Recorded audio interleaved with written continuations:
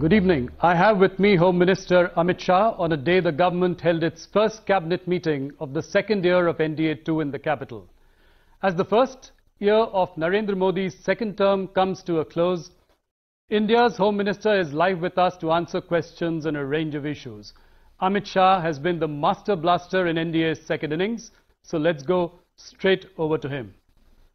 अमित शाह जी, आपको हमें इंटरव्यू देने का बहुत बहुत धन्यवाद। सबसे पहले मैं बधाई देना चाहूंगा इस सरकार को एक साल पूरा करने के लिए।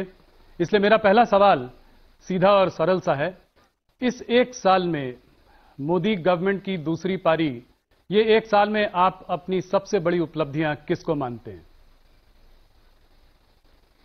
देखिए राहुल जी, एक साल की उपलब्धियां बहुत सारी हैं, मगर मैं आपके माध्यम से देश की जनता को ये बताना चाहता हूं कि मोदी 1 और मोदी 2 को अलग करके नहीं देखा जा सकता, क्योंकि 2014 में जो ऐतिहासिक जनादेश मिला, जिस जनादेश के तहत बहुत लंबे अरसे के बाद एक पूर्ण बहुमत की सरकार बनी और आजादी के बाद पहली बार किसी नॉन कांग्रेसी दल को, भारतीय जनता पार्टी को पूर्ण बहुमत मिला और उसका नेतृत्व मोदी जी कर रहे थे। ये जनादेश मोदी जी के नेतृत्व के लिए था और 5 साल तक मोदी जी ने एक महान भारत की रचना का फाउंडेशन डालने का, एक ठोस नींव डालने का काम किया और इसकी कंटिन्यूटी में ही 19 का जनादेश मिला और 19 से 20 तक का एक साल गया है। तो मैं पहले बहुत कम समय में 14 से 19 की उपलब्धियों को भी बताना चाहूंगा, क्योंकि जब तक ये मैं लोगों को ताजा नहीं कराऊंगा तब तक 19 से 20 की बात करनी बेईमानी होगी। सबसे पहले नरेंद्र मोदी सरकार की, नरेंद्र मोदी सरकार एक की उपलब्धि है कि देश के 60 करोड़ लोग जो उपेक्षित महसूस करते थे, वो 60 करोड़ लोगों के जीवन के अंदर एक नई आशा का किरण लेकर नरेंद्र मोदी सरकार आई। उस मायने में, क्योंकि 60 करोड़ लोगों का पूरा जीवन अपना रोजी रोटी में ही चला जाता था, ना वो स्वप्न देख सकते थे, ना आगे की सोच सकते थे, ना अपनी पीढ़ी को आगे बढ़ाने के लिए सोच सकते थे। इनका जीवन स्तर भी नीचे से नीचे जाता रहा था। 60 साल तक किसी ने इनकी चिंता नहीं करी थी, विशेषकर कांग्रेसी सरकारों ने। नरेंद्र मोदी सरकार ने सबसे पहले इन 60 करोड़ लोगों का जीवन स्तर को उठाने के लिए काम किया।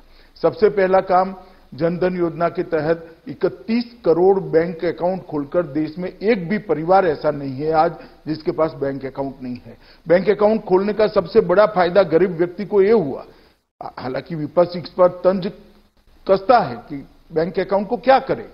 उनको मालूम नहीं है कि जो सरकारी मदद बिचौलियों के माध्यम से जाती थी, राजीव गांधी स्वयं कहते थे कि 1 रुपया भेजते हैं, 85 पैसा खाया जाता है, 15 पैसा पहुंचता है। तो 31 करोड़ लोगों को, 60 करोड़ परिवारों को, 60 करोड़ लोगों को, 31 करोड़ व्यक्तियों को ये डीबीटी के माध्यम से फायदा सीधा मिलने लगा। आयुष्मान भारत योजना, 50 करोड़ लोगों को उनके स्वास्थ्य की कोई व्यवस्था ही नहीं थी देश में। वो सरकारी अस्पताल तक पहुंचते थे, नहीं पहुंचते थे, महीनों तक उनको लाइन में खड़ा रहना था।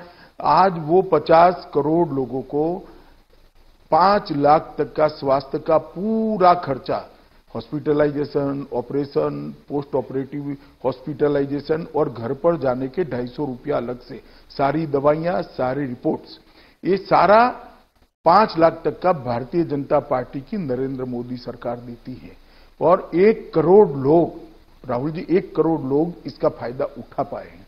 मैं मानता हूं कि इनके जीवन के अंदर एक नई शुरुआत, 1 करोड़ लोगों के ऑपरेशंस और छोटी मोटी बीमारियां, बड़ी से बड़ी बीमारियां भी इसके तहत आज अच्छे होकर वो अपने जीवन को नई दृष्टि से देख रहे हैं।